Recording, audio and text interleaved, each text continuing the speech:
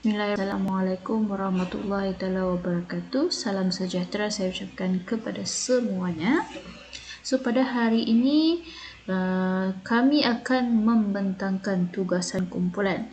Pertama sekali kami adalah kumpulan K daripada PES UUM Kota Kinabalu. Dan hari ini kami akan membentangkan tugasan kumpulan bagi subjek GMGM 3043 Pembangunan Organisasi. Sebelum saya meneruskan pembentangan, terlebih dahulu saya akan memperkenalkan ahli-ahli kumpulan yang ada di dalam kumpulan kami. Ahli kumpulan terdiri pada 5 orang, iaitu yang pertama Encik Syahridon, yang kedua Encik Muhammad Nazri, yang ketiga Encik Awangku Musfira Pangeran Tajuddin, dan yang keempat saya sendiri Puan Sufiana Muhammad, dan yang terakhir Puan Dinesia binti Tunai.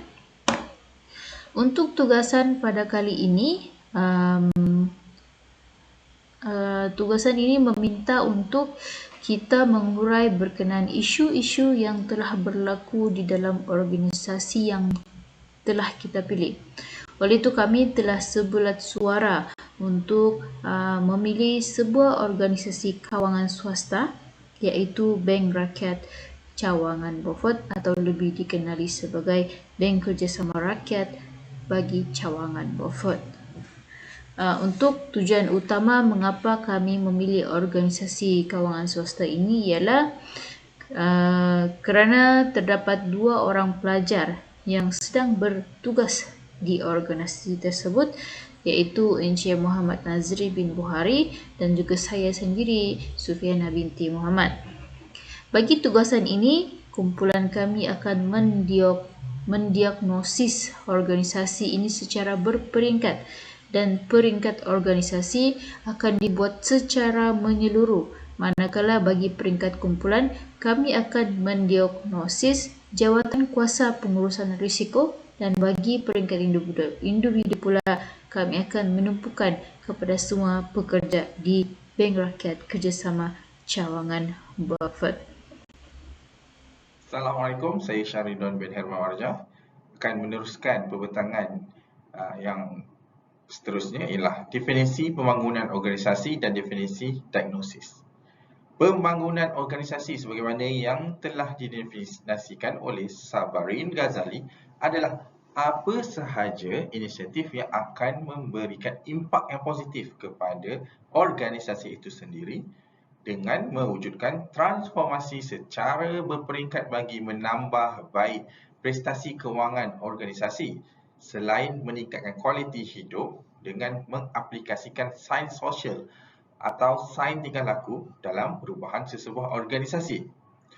Menurut Cumming dan Worley 2001 yang menyatakan bahawa diagnosis adalah satu proses yang membantu kita memahami bagaimana fungsi sebuah organisasi itu dapat diserlahkan selain sebagai suatu kaedah yang digunakan untuk mendapatkan maklumat yang diperlukan dalam usaha mereka bentuk dan merancang apa jua pembaharuan yang dikehendaki.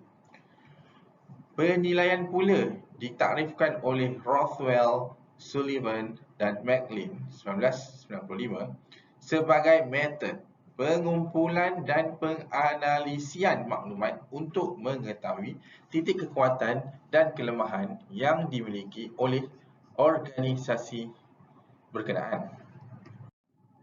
Seterusnya adalah latar belakang organisasi yang kami pilih. Organisasi yang kami pilih adalah Bank Rakyat atau Bank Kerjasama Rakyat Malaysia Berhad yang merupakan salah sebuah institusi keuangan yang terletak di Beaufort, Jaya Baru. Secara konsepnya, Bank Rakyat ini merupakan salah sebuah koperasi keuangan Islam terbesar di Malaysia.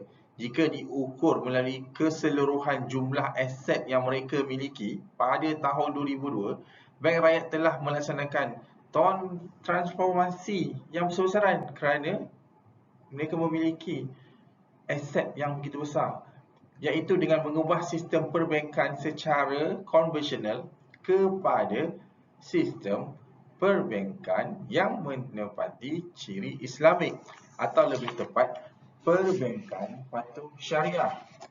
Bank Rakyat dilihat komited mempromosikan berbagai bentuk kemudahan kewangan yang sudah pasti mampu membutuhi keperluan pengguna melalui produktiviti dan hasil selain kepelbagaian perkhidmatan yang inovatif.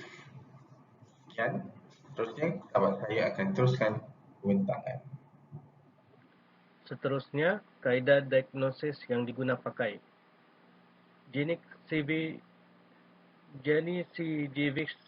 2010 menyatakan perbuatan diagnosis yang dilakukan terhadap sesebuah organisasi yang dikira bermasalah merupakan suatu pendekatan untuk menganalisis keseluruhan organisasi terbabit dan menentukan titik kelemahan sehingga menemui titik keberhasilan dengan adanya pembaruan dalam organisasi.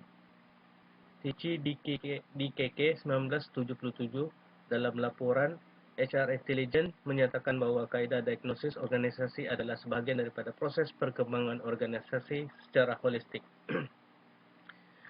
Beliau seterusnya menyatakan diagnosis boleh didefinisikan sebagai satu proses bagi menghayati fungsi organisasi di samping menginterpretasikan data yang diingini bagi tujuan perancangan sebarang intervensi pembaharuan. Tujuan diagnosis ini dilakukan sudah pasti untuk menilai keadaan semasa, mengetahui apakah isu dan kelemahan yang mungkin berlaku di dalam organisasi berkenaan, melakukan kaedah pemerhatian, pengumpulan data berdasarkan rekod yang disimpan oleh organisasi Bank Rakyat Cawangan Beaufort serta mengadakan perbincangan melibatkan unit atau kumpulan yang terlibat. Pengkaji biasanya menganalisis data yang telah didiagnosis menggunakan kaedah kualitatif, merangkumi analisis kandungan dan kajian lapangan. Melalui maklumat serta data yang telah diperoleh, analisis kritikal akan dilakukan bagi mengenal pasti apakah isu yang mengganggu-gugat kelancaran pengurusan organisasi Bank Rakyat Cawangan Beaufort dan sejauh mana ianya mampu memberikan kesan yang negatif kepada semua kaki tangan organisasi. Sekian, terima kasih. Saya teruskan pembentangan ini kepada kawan saya yang lain. Assalamualaikum dan salam sejahtera. Saya Ken Nosfira bin Pengar Tajudin, nombor matriks 268735, dan saya akan membentangkan intervensi perubahan yang dilakukan. Sebelum itu saya ingin memberikan definisi apa itu intervensi, di mana intervensi adalah kecenderungan untuk campur tangan, mengambil bahagian atau campur tangan dalam urusan orang lain. Yang terdapat 3 intervensi di sini, iaitu peranan pihak pengurusan atasan, pengurusan latihan dan juga persaingan kerja. Jadi mengupas intervensi yang pertama, iaitu peranan pihak pengurusan atasan, di mana pemimpin Bank Rakyat Cawangan Beaufort perlu memahami objektif, misi dan juga visi.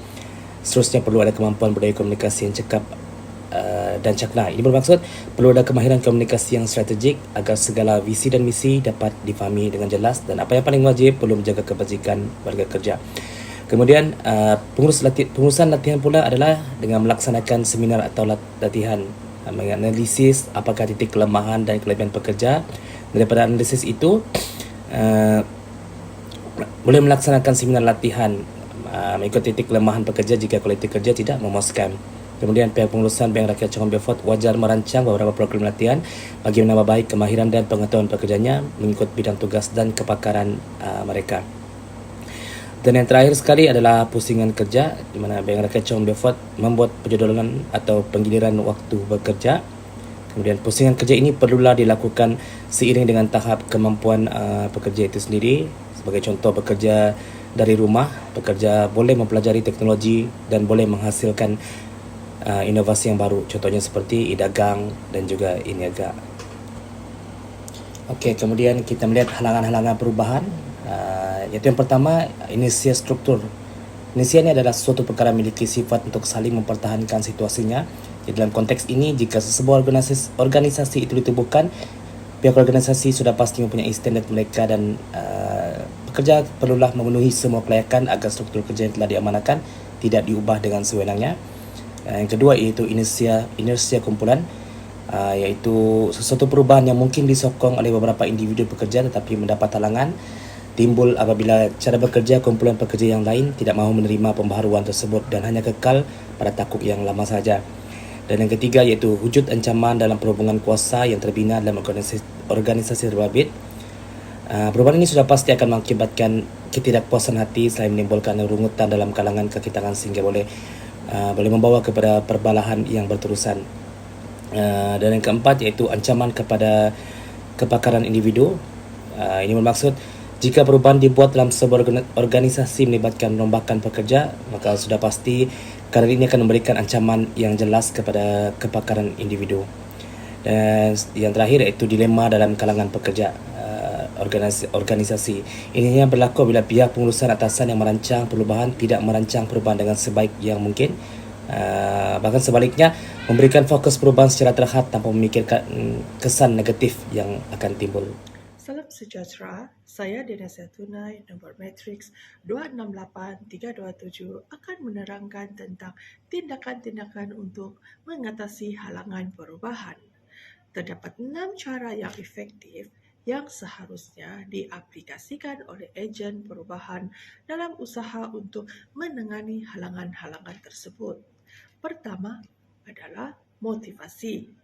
Motivasi itu boleh berlaku hasil daripada proses komunikasi yang dapat dicapai dengan adanya perbincangan empat mata melibatkan individu lain, memo, pujian, laporan dan pembentangan kumpulan. Yang kedua, penglihatan, di mana boleh mengurangkan tentangan dan mempercepatkan proses perubahan.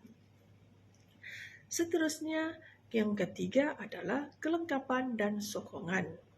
Pihak yang berwajib perlu mengimplementasikan lebih banyak khusus brainstorming sebagai inisiatif pihak pengurusan untuk menunjukkan sokongan mereka kepada organisasi. Yang keempat adalah perundingan. Perundingan merupakan satu pendekatan yang efektif dalam menangani individu yang menentang perubahan. Yang kelima adalah manipulasi. Taktik ini didefinisikan sebagai percubaan untuk menukar pengaruh. Dalam taktik ini akan berlakunya penukaran, percanggahan dan pemesongan fakta. Dan yang terakhir adalah paksaan. Paksaan adalah cara terakhir dengan menggunakan pendekatan paksaan pihak atasan dengan pakai kuasa eksekutif ke atas individu lain yang menolak perubahan. Maka kesimpulannya jelas bahawa terdapat banyak faktor yang boleh menyebabkan berlakunya penentangan dan kebanyakan faktor itu disebabkan oleh olah manusia itu sendiri. Imtihannya, segala halangan ini boleh diatasi dengan intervensi perubahan serta tindakan-tindakan yang wajar diambil bagi mengatasi halangan perubahan agar transformasi dapat diwujudkan dalam sesebuah organisasi. Sekian, itu sahaja video pembentangan ringkas dari kumpulan kami. Semoga menjadi manfaat kepada semua.